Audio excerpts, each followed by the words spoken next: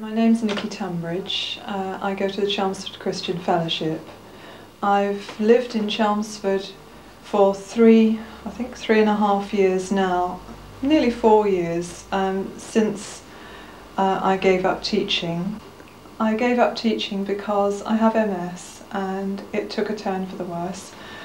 And the treatment that the doctors gave me actually seemed to make things worse, not better. My energy levels went down dramatically within weeks of having a steroid treatment. It got to the point where I could hardly walk to the bathroom. That was about 6 months before we got married. So even getting married was a miracle. I was terrified I wouldn't make it down the aisle. How did the disease debilitate you? What did you find difficult? The MS started by sending me blind in one eye, but I was prayed for and regained 3/4 of my sight immediately, and the rest took about 6 or 8 weeks to come back. That was back in 1984. Following that, at about yearly intervals, a bit of me would suddenly go numb. I'd get pins and needles and lose sensation, and then it would take, again, about a couple of months to come back. And from that point of view, it didn't really interfere with life, and to a large extent I behaved as if I didn't have the disease at all. You know, I just ignored it. And it wasn't until 1987 when I woke up one day, sort of in the early hours of the morning, it was like seasickness.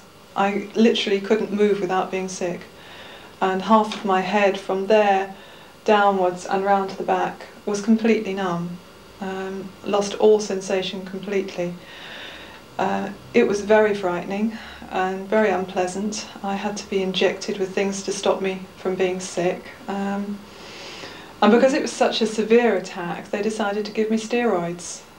Up until that point, really it hadn't interfered with life at all. I just got my RYA in dinghy sailing, and I was feeling very pleased with myself. And it was quite a shock to suddenly find myself flat on my back and unable to do anything. I had been given more steroids by the neurologist, who thought that this was a wonderful miracle cure. It might be the thing that sort of bumped my energy levels up.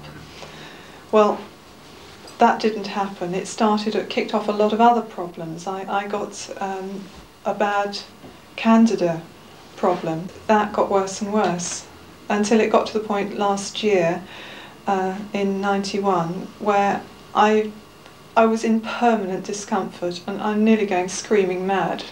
By the time I came to Penile, I really was at my wit's end. The doctors had tried everything and failed. I'd been to gynecologists and goodness knows what. And nothing was working. And I got to the point where I really had to cry out to God, and I said, Lord, you write my prescription, because the doctors can't. They're just failing every time. So when I came to Penile, it was at that point. I'd asked the Lord to move, and I honestly believed he would, because I knew he wouldn't let me down. I just didn't know how he'd do it. And Mike talked me through a lot of it, and then he sat me down on the platform, and I waited there while he went and got a book. He said, right, read this and come back tomorrow night.